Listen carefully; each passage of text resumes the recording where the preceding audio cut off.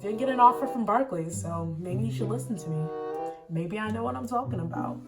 Mackenzie, like I'd never heard of her. Who is she? Is she nice? Is she in your Spanish class?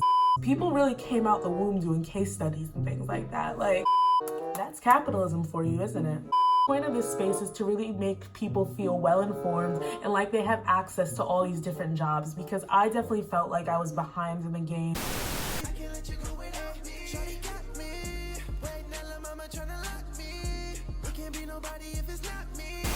I put on this white dress shirt trying to give you guys like business professional formal vibes, but I really just feel like I stole some man's shirt for risky business / a risky business theme party. What is up, YouTube? It's your girl Miss Chiss here today, and I'm really excited for what we're doing in this video because we are starting a brand new series.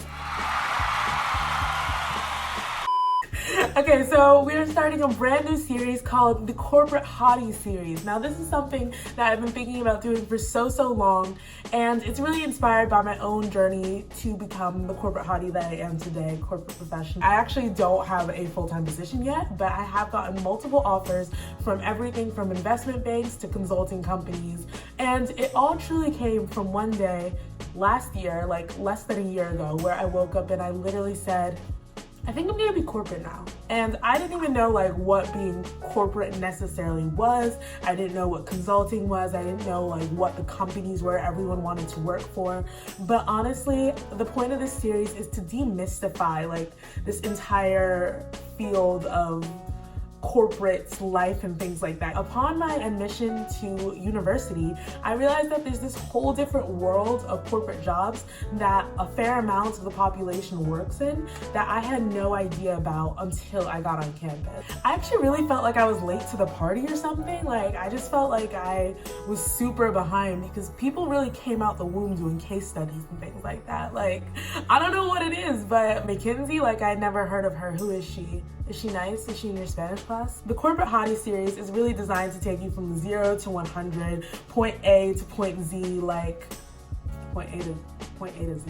The goal for this series is really to give people considering careers in the corporate sector the keys they need to succeed, and also provide you guys some alternatives to the careers you've always heard about while growing up. Like, it was always firefighter, veterinarian, doctor, lawyer, never like investment banking, sales and trading analyst, whatever it is. Like, I just combined a ton of different positions.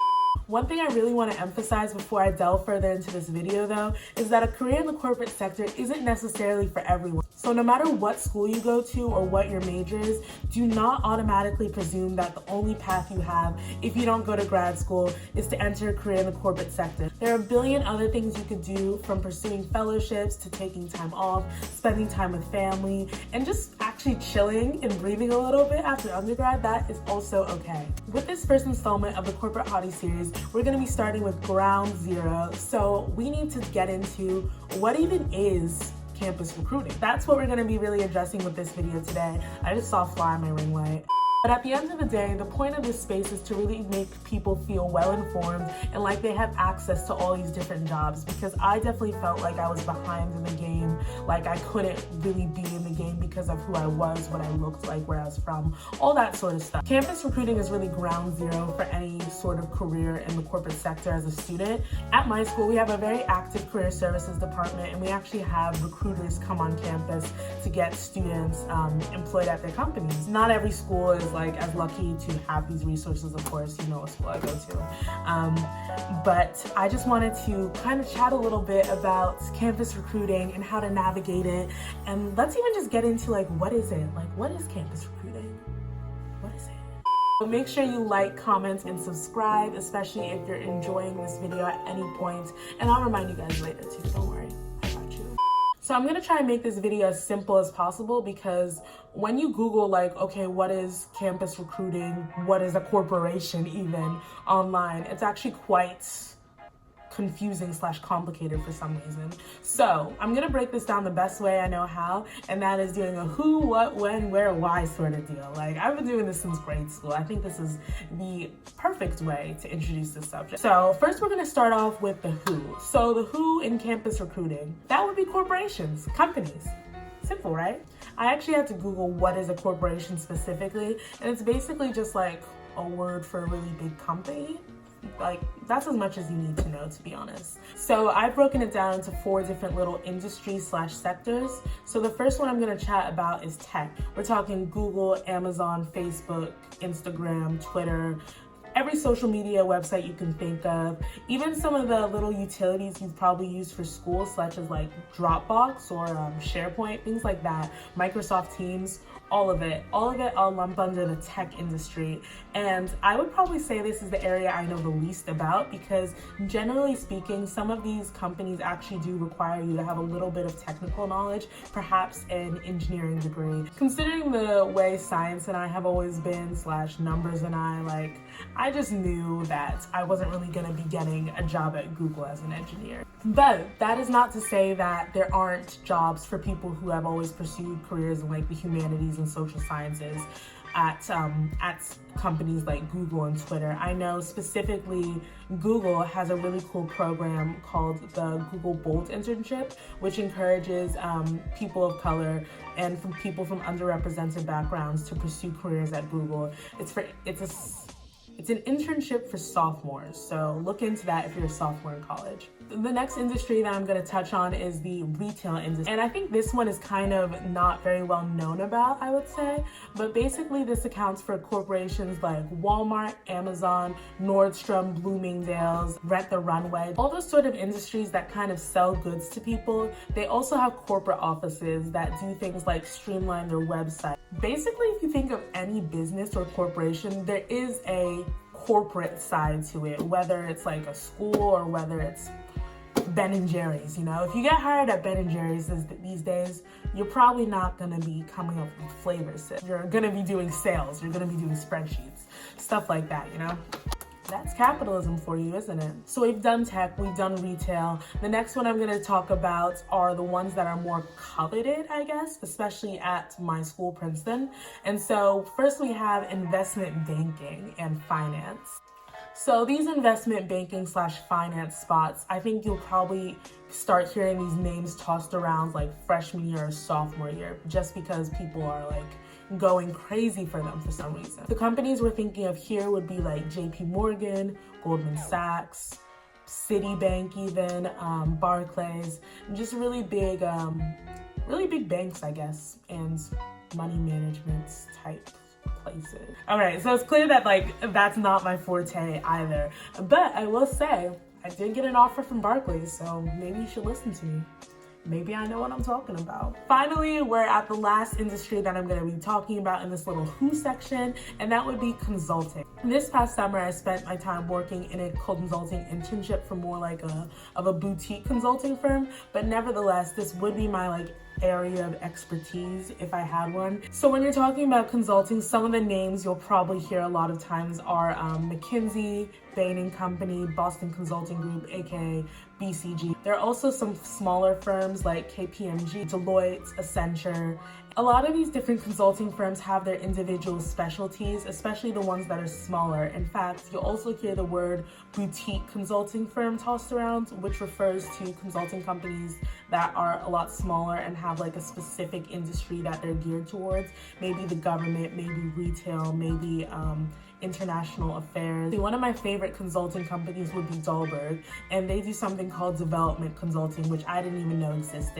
Comment down below if you guys want me to do a separate video all about consulting. In fact, you can comment just to gas me, but I'm gonna do it anyway. I'm gonna do it anyway.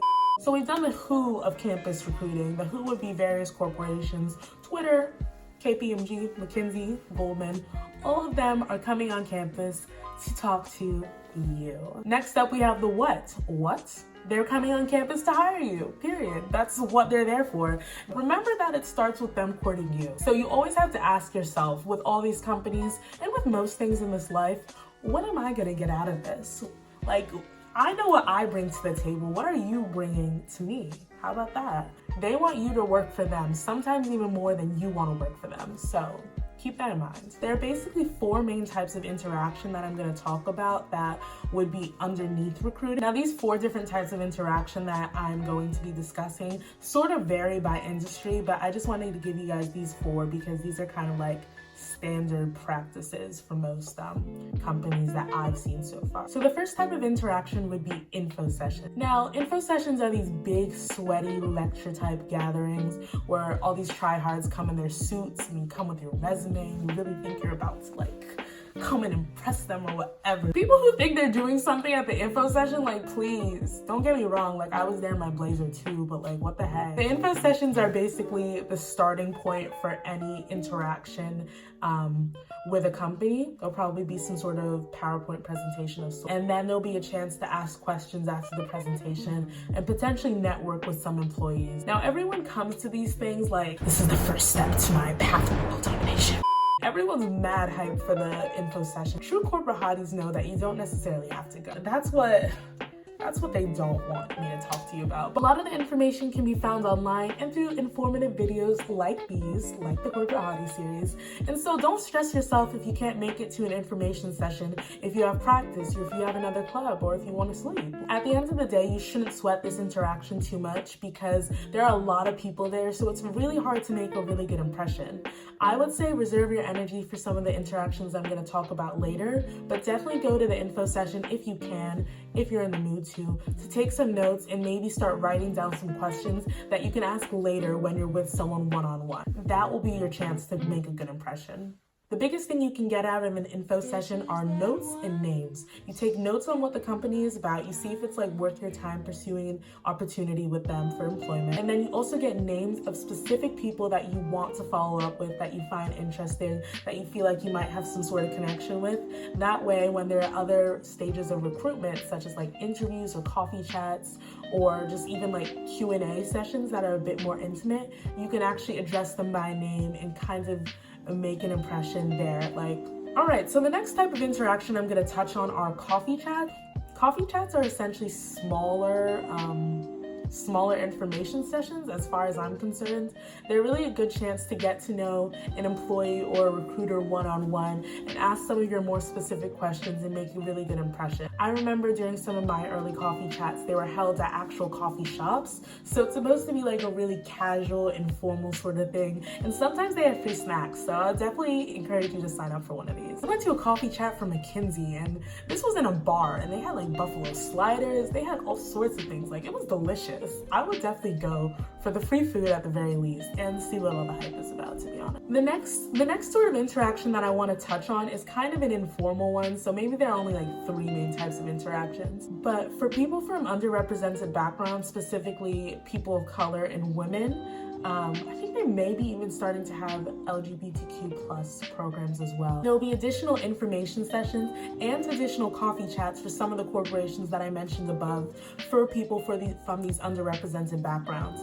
Now, this is really an initiative by a lot of these companies to be more inclusive. I remember for some of the companies that I interviewed at, I didn't even go to the general information. I went straight for the ones that were geared towards Black people / the little diversity and inclusion sessions, because the reality is there are going to be people there that kind of understand my experience a little bit more in a lot of cases, and these are going to be smaller. If you're a minority / person of color, you really want to use these smaller sessions to your benefit. The final type of interaction I'm going to be talking about are, you guessed it, interviews. Interviews are the final stage of the campus recruiting process, and these vary a lot by industry, so I don't want to make any sweeping generalizations and get something wrong. A lot of the corporations that I mentioned earlier have multi-tiered interview processes, so everyone will send their application in. Only a couple people will be invited to the first round interviews, and then there are second round interviews, and then for some places there are third round / final interviews. As I said before, each of these tiers varies by industry,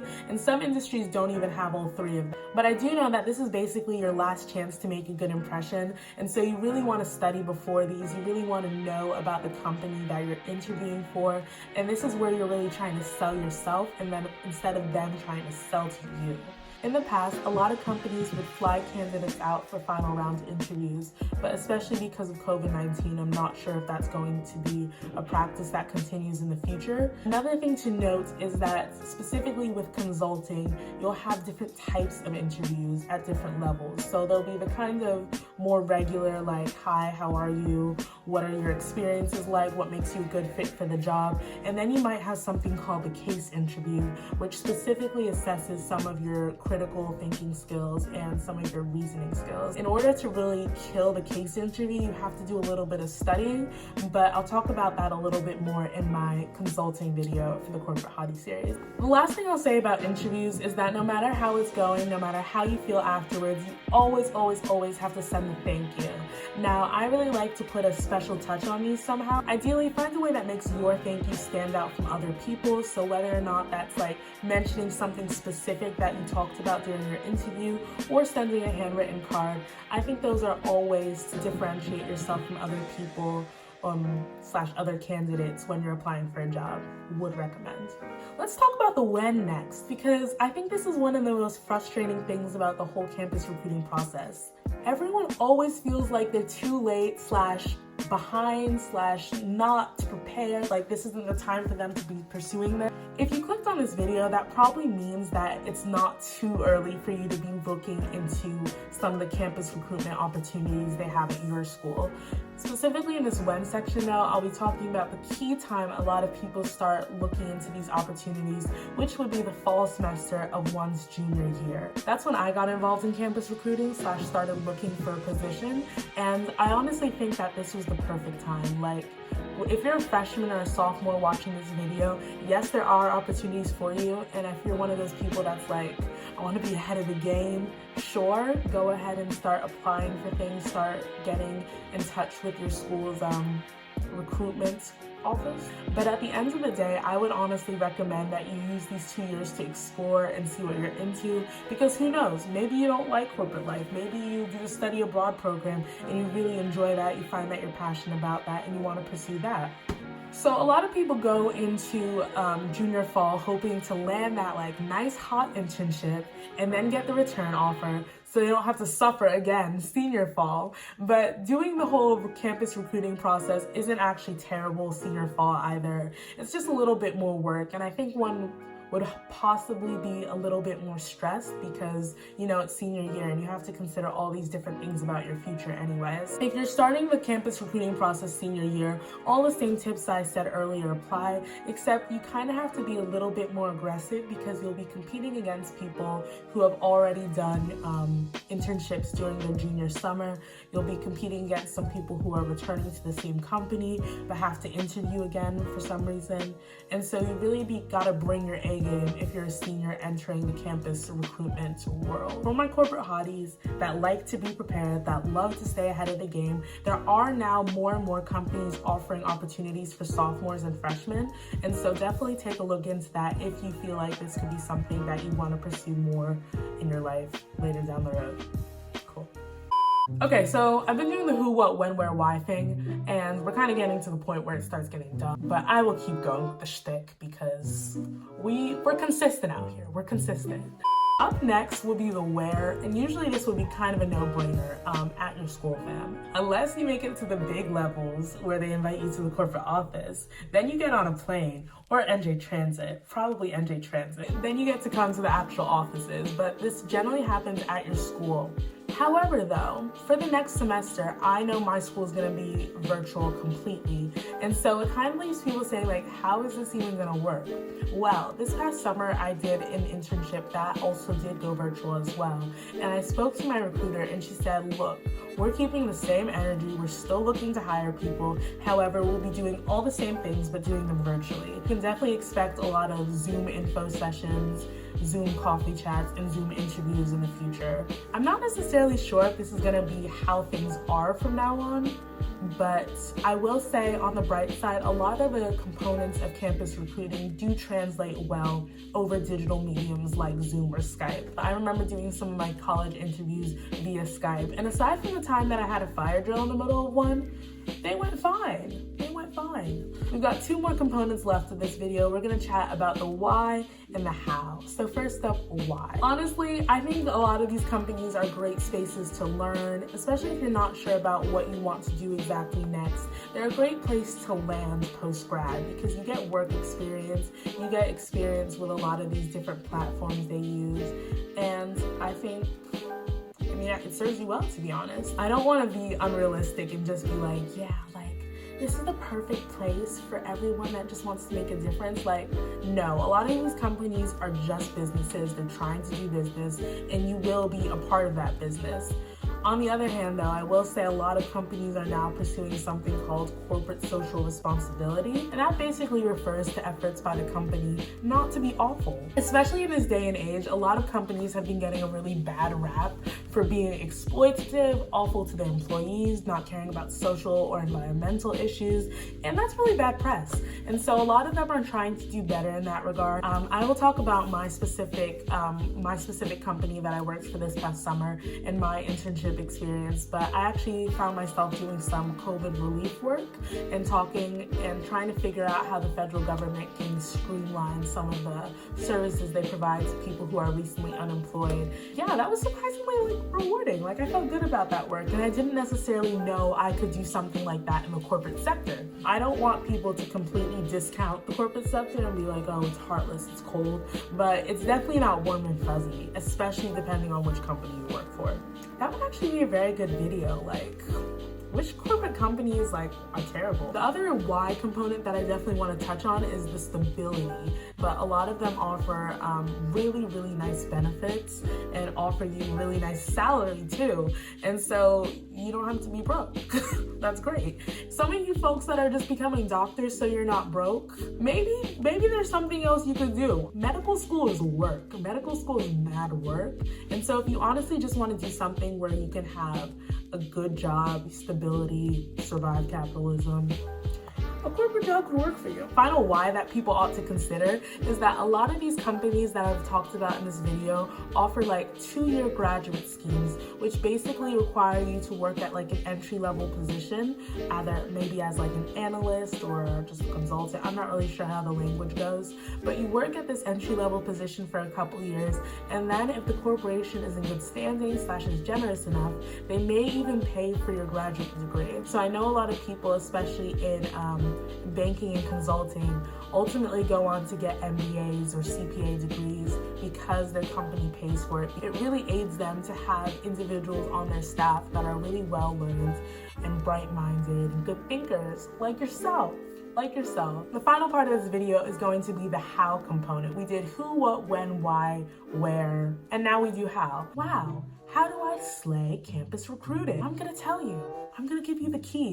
Anyways, you guys, I hope you enjoyed this video. I hope all these different tips helped you out, and let me know if you have any further questions. Just comment them down below or DM me on any of my social media platforms. I'll link them in the description below. I hope you enjoyed the very first installment of the Corporate Hottie series. I'm really, really excited for what this little series could potentially be. In my next couple of installments, I'm going to be talking about consulting. We're gonna go over resumes, and we're gonna talk about how to slay your interviews.